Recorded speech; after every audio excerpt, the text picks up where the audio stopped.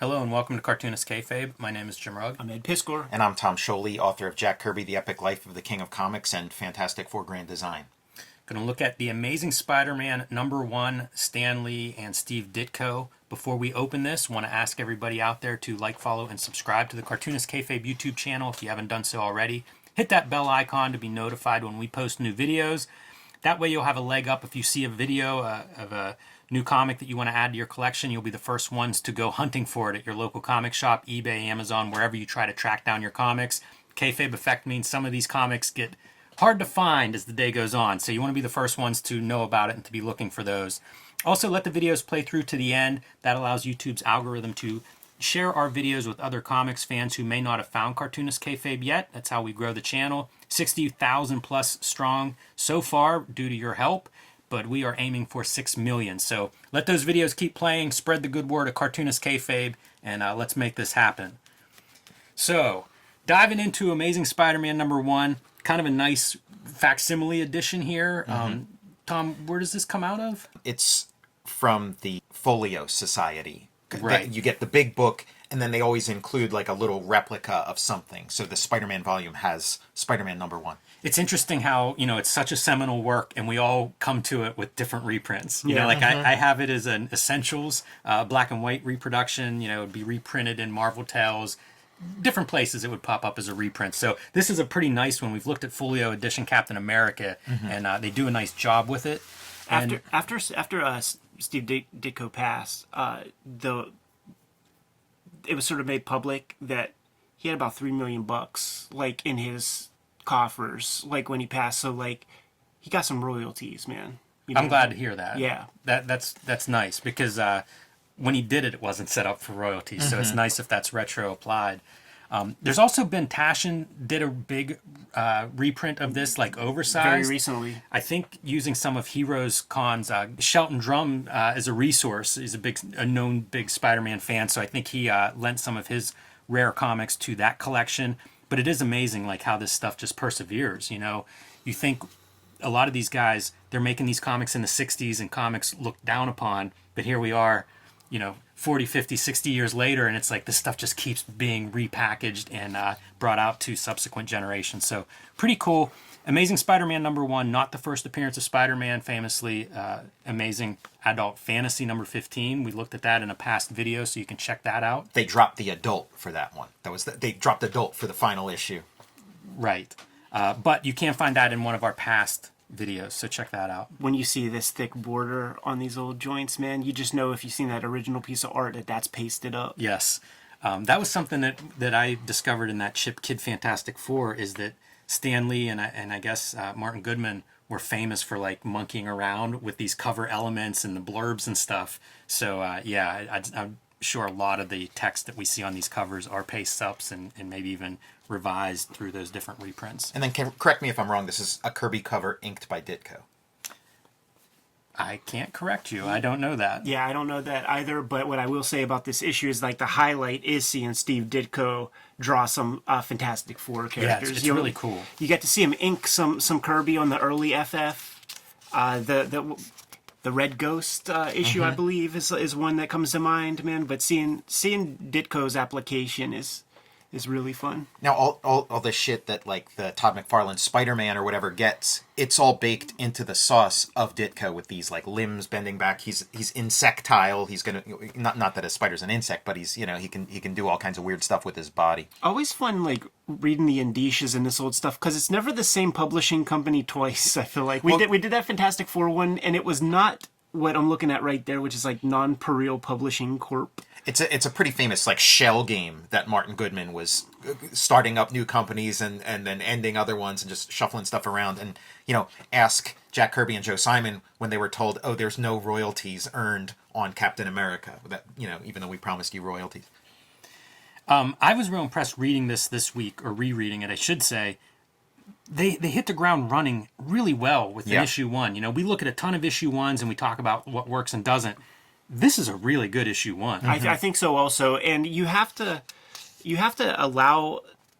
read stuff in context, man, and just imagine like the other stuff that was out there at the time, and what they build with this is fantastic. Yeah. The idea of like a boy superhero, like who's not a sidekick, that's got to blow like a little kid's mind first off, and then giving him at least some dimension of like, man, my poor aunt. Like I remember feeling this stuff, like reading it in Marvel Tales. Like, yeah, how is he going to solve this? And he doesn't. He never does, man. Right, and of course that's what Stan Lee's known for, right? Is bringing pathos to these superhero characters.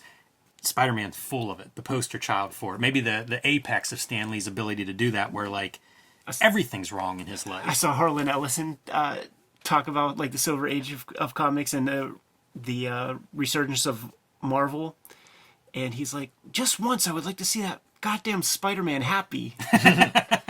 I agree with him. He's on got that. money problems. He's got social problems. He has his uncle being murdered problems, which they don't hang on Spider-Man's head in this recap the way they do in the original story, right? Where it's like clearly Spider-Man lets the crook go, and that's the crook that kills his uncle. And of course, with great powers come great responsibilities. Quite a bit of that's skipped in this recap. Yeah, they'll lean heavy in it from now on. So he's trying to figure out what to do, and his plan is to do a Spider-Man show. And of course, his friends are like, "Hey, come with us to the show," and he can't go because he's performing. But their impression is he's too much of a nerd. So you get the social dynamic of he's a loser as a high school kid too. This is funny. That reminds me of like the Exorcist, all twisted up. You know, like he's walking upside down or whatever, double jointed maybe. And he's planning on like, how can he make money? He could get whatever he wants with these spider powers. But that goes against him. Yeah. Not a criminal. Yeah, you better have some good values if you have the power to do anything you want. We read a lot of these old comics, and some of them are super clunky. I thought this flowed very well. Yeah. Yeah. And I don't know who to give all the credit to, but some of it has to go to Ditko, just in layouts, because it's smooth. Like, all the writing's pretty smooth. Not always the case with Stan Lee, and I don't blame Stan Lee for that. Sometimes you get this stuff back, and you've got to make what you have work. But it works seamlessly here. Such a good image right It's there. great. Man. Yeah. Spider-Man looks so cool from the beginning. So the thing of like kind of putting on a show is kind of like a reiteration of his first appearance. Then you have like he gets a check, and how do you cash this check? Right. It says Spider-Man on it. You know, that's not good enough. We need some ID.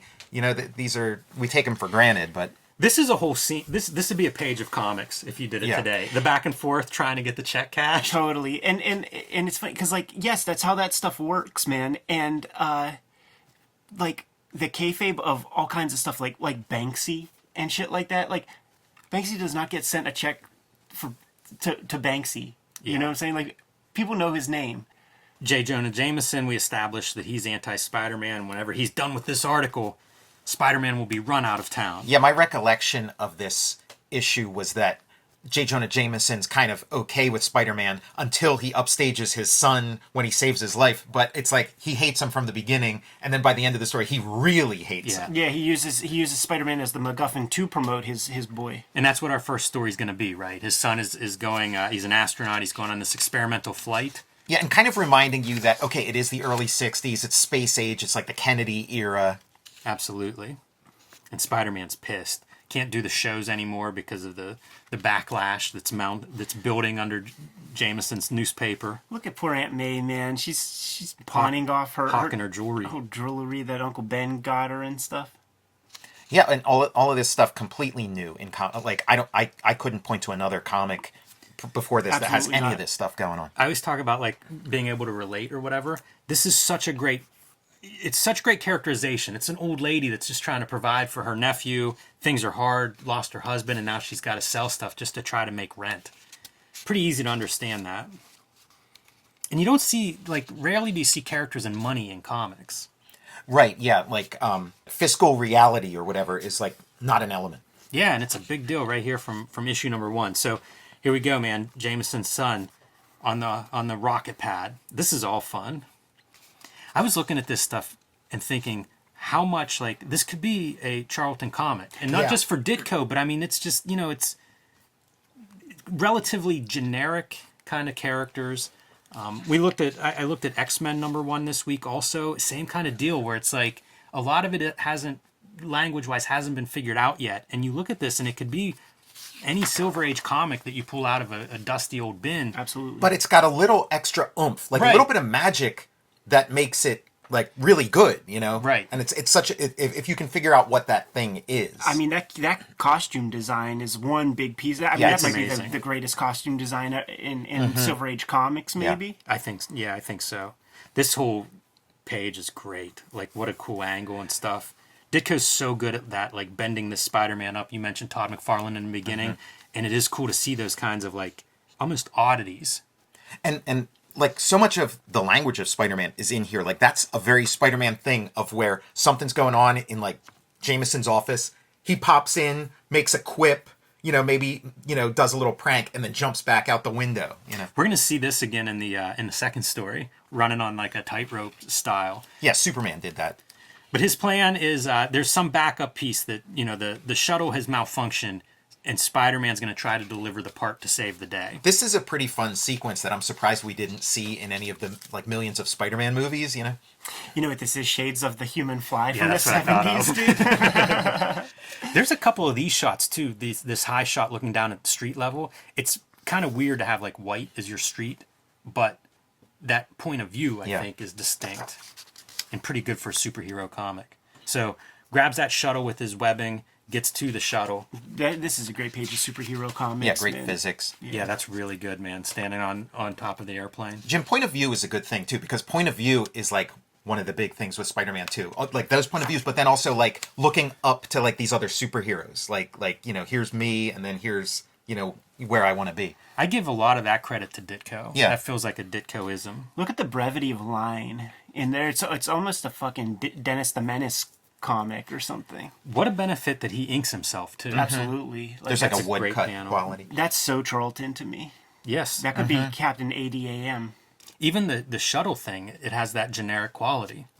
Well, it is fun to compare because it is such a direct comparison you can make, and you can sort of see like the different elements and maybe what Stan Lee's bringing to the table. Same with like Wallywood Daredevil. You look at that and then you look at his tower thing and you see a lot of the similarities. You see a lot of the differences. It's nice to have that. And somehow Jameson figures out a way to twist this against Spider-Man. We create a theme for the comic moving forward. This is almost pro wrestling. Yeah. Because it feels like, come on, there's no way you could do this. Well, you know, modern fucking media Yeah. is not too far from this, man. Like That's very true. you know, Cartoonist Kayfabe is brought to you by the comic books that we make. Out right now, man. Red Room Trigger Warnings, issue 1, 2, 3, and potentially issue number 4. Murder on the Dark Web for Fun and Profit is the name of the game in Red Room Comics. Every issue is completely self-contained, so when you see these comics out in the wild, scoop it up, you're going to get a full experience, and if you dig it, go grab another issue by Jim Rugg. Hulk Grand Design Monster, Hulk Grand Design Madness. The man takes 300 issues of Incredible Hulk per issue and crams them into a succinct 40-page story, an incredible romp that encompasses all of the best hits from Incredible Hulk lore. In stores now. Scoop up these books. Now that we're done paying the bills, back to the video. Tap into every manga fan's greatest dream with Comixology Unlimited. Get unlimited access to an unrivaled library of over 40,000 digital comics, manga, and graphic novels featuring hit manga titles like Attack on Titan, Vinland Saga, and Fairy Tail. And on top of that, you can also save up to 15% when buying select new and current comics. With Comixology Unlimited, get unlimited reading anywhere you go. Try Unlimited today with a free 30-day trial and just $5.99 a month afterwards. For details, visit amazon.com/comicsunlimited. And Harlan Ellison's thing of Spider-Man never getting to smile. He does get to smile. He got to smile in the panel right before, you know, he gets hit in the face with the so he gets his moment, but it always gets taken away at the last second. Beautiful lettering on this page. I love these shots. Of That's like beautiful, that's one of my favorite Spider-Man drawings ever. Love that one too. Man, again, to do it all by issue 1 fascinates me. Yeah. I wonder how much of that is Stan Lee-isms. You know, because I kind of think of him as really being editor. Like when you read some of the accounts of his day-to-day, it feels like that's a big piece that he did that, I don't know how you even talk about it, who would know what. But when you hear like breakdowns in some of the interviews with him, the deposition we did reading Stan Lee, I feel like he deserves more credit for the level of polish that these books come out with. Well, I mean, I'd say like in the case of Ditko, I've been looking at a lot of Ditko and Ditko from this era and then comparing it to like the Kirby stuff. there is like an intensity and a density to the Ditko stuff that I feel like Ditko was a little bit younger, a little bit nerdier, and he was a comic book fan. These other guys were Stan Lee and Jack Kirby were too old to be comic book fans. He was a comic book fan. He is bringing, like, this is him showing up with like his full bag of tricks and some youthful energy and putting as much into this stuff as he can before he burns out like everybody else in comics does, and then you never see this kind of work again. So, but again, yeah, we'll never know. I'd say, Ditko deserves at least 50%. Maybe it's 50 exactly, maybe it's more, but I can't think of him deserving any less than 50%. Sure. So, a second story, right? That first one, I think it's 13 pages. Similar on the second one, makes me think like these were designed for that Amazing Fantasy. They were going to be Amazing Fantasy 16 and 17, yeah. But for a number one issue, fantastic, because now you're getting two stories of this character. And speaking of fantastic, there's your Ditko Fantastic Four. They look good. And I think this is the first crossover in this era of Marvel Comics. Previous to this, it would be like the Human Torch holding up a copy of the Hulk comic, or Mr. Fantastic talking about an issue of Amazing Fantasy or something. This is the first, this is the beginning of that like Marvel universe. Chameleon looks really awesome, towering over the buildings too. Such an interesting character because you don't know what that is. Like and it's that classic thing of like the mask guy wearing masks. Right. And even I missed this on my first read through. Even like the characters on the street level running. Good stuff. A lot of the 9 panels, I associate that with Ditko. I think a lot of us do, but to the density you're talking about, Tom, that's where I really see it in this issue. And again, more of this like new approach of like, financial reality, where he's like, I'm going to try to audition for the Fantastic Four. This is where they live, the Baxter Building. Just like a real like matter of fact, man on the street, like logical way of approaching these stories. I feel like this is in Marvel's, this shot. Yeah, maybe. Those guys are good for that kind of thing, for sure. Of course. Get a shot of the Baxter Building as Spider-Man's figuring his way in, and he goes right into this trap. Of course, no trap's going to hold a regular Spider-Man character, superhuman strength, so he destroys that, and they bring it up. That device cost us thousands if you wreck it. So again, back to that idea of like talking about money in these comics. And this is what I'm here for, really. Like seeing what Ditko does with the FF characters. Giant hands. It's still that early iteration of Thing. Mm-hmm. So he's trying to figure out what the hell Kirby's doing with those orange globs. Now, there's like a really great thing here where he's like, we're a non-profit. They're telling you the business model of the Fantastic Four. It's like, we're a non-profit. We take the money that we bring in and we develop, our super apparatuses to help us fight crime, and we pay for, our needs, but we're a non-profit. What do you think this is, General Motors? Like, that's a pretty sophisticated thing to lay on a kid, lay on like a 7-year-old. And I took note of it. Like, I was a little kid reading this, but like this Chameleon one in particular was one I had and just read it a million times.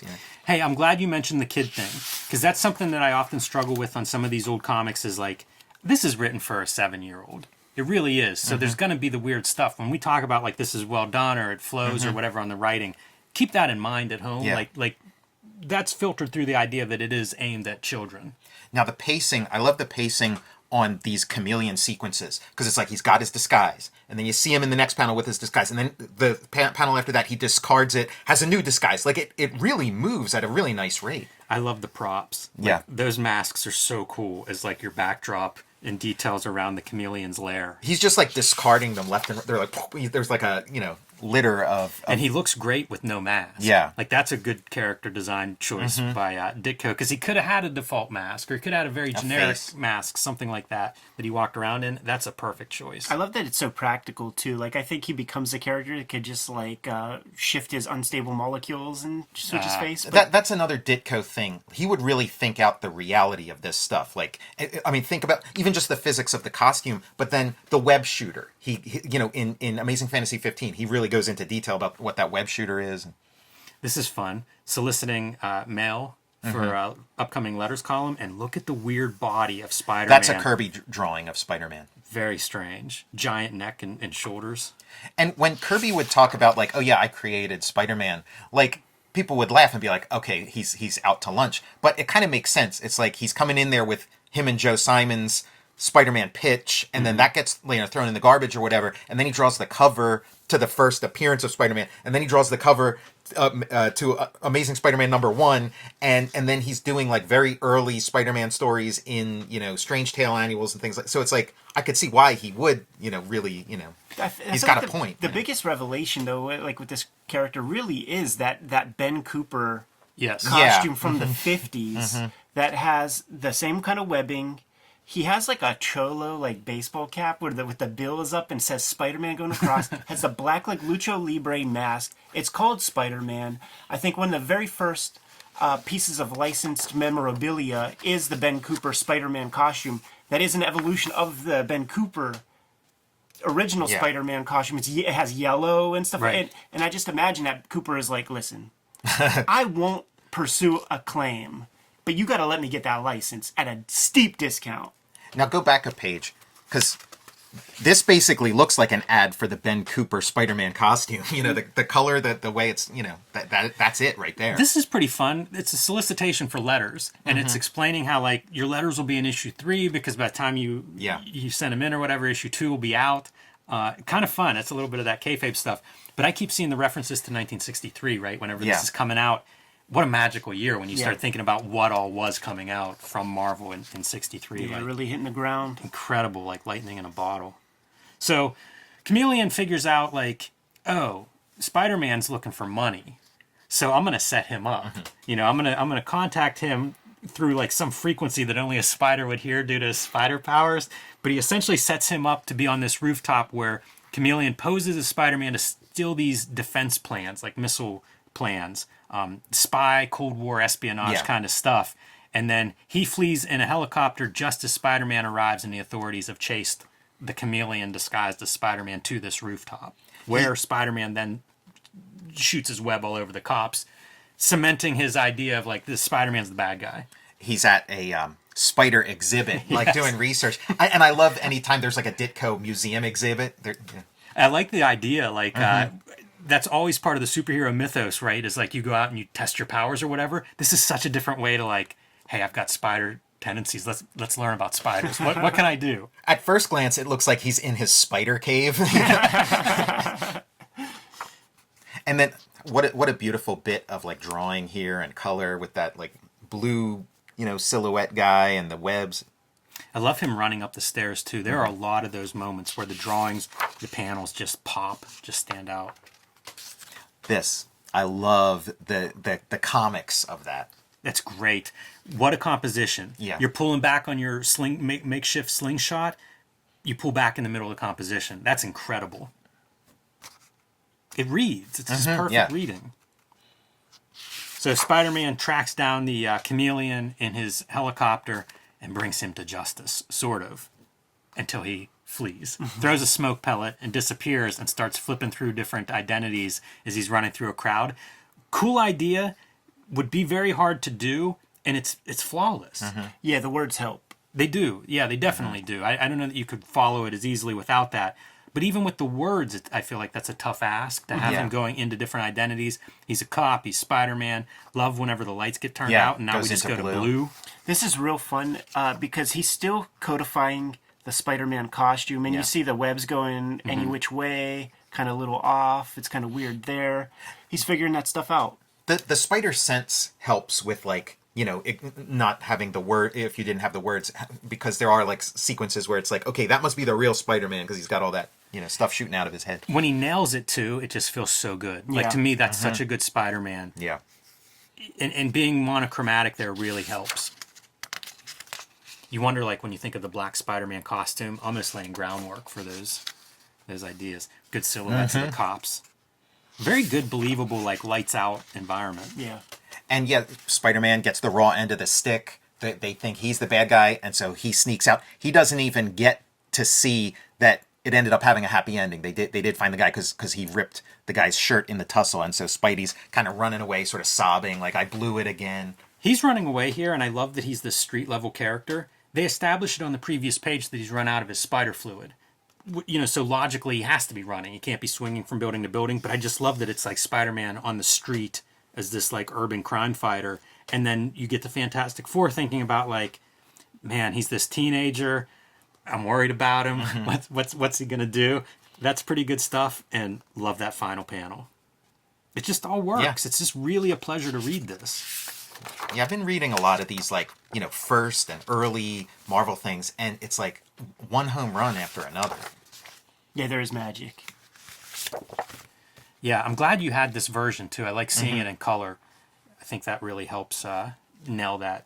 Yeah, I had a feeling. version of this comic when I was a kid that I read a million times. It was like smaller, and it had this cover, but then it's like they took out that first story and popped in Amazing Fantasy number 15. So it was like a really nice, like if you only it's had pretty one good. Spider-Man comic, it was pretty nice, all that stuff. Good stuff. Yeah. Cool, you guys good? Yeah. Okay, favors like, follow, subscribe to the YouTube channel, hit the bell, will notify you when new vids are available. What you got out there, Jim? Hulk Grand Design Monster and Hulk Grand Design Madness are both in comic shops now. It's my retelling of the 60-year history of the Hulk, celebrating a lot of the key moments in the Hulk's history and a lot of the great cartoonists that came before me. I'm writing, drawing, coloring, doing all of that, the Grand Design method. And also join me on patreon.com/JimRugg, where you can see more of my comics. Red Room trigger warnings, issue 1, 2, and 3 are on the stands as we speak. Murder on the Dark Web for Fun and Profit is the name of the game in Red Room Comics. Banned in 28 countries, banned in 10 comic shops, but you can order and pre-order those comics at my link tree in the description below this video. You can also hit up my Patreon to read the comics archive on my Patreon. 200 pages up there right now as we speak. New strips every Tuesday. What do you have out there, Tom? I retell this story in Fantastic Four Grand Design. You can check out Jack Kirby, The Epic Life of the King of Comics to find out a little more behind the scenes of the creation of Spider-Man. And check out my Patreon and go to my YouTube channel, Total Recall Show. What else do we have, Jim? Subscribe to the Cartoonist Kayfabe newsletter at the links below this video. You can also find Cartoonist Kayfabe t-shirts and merchandise at the links below this video. That's another great way to support the Cartoonist Kayfabe channel. Jimmy, give them those marching orders. We'll be on our way. Read more comics. True believers.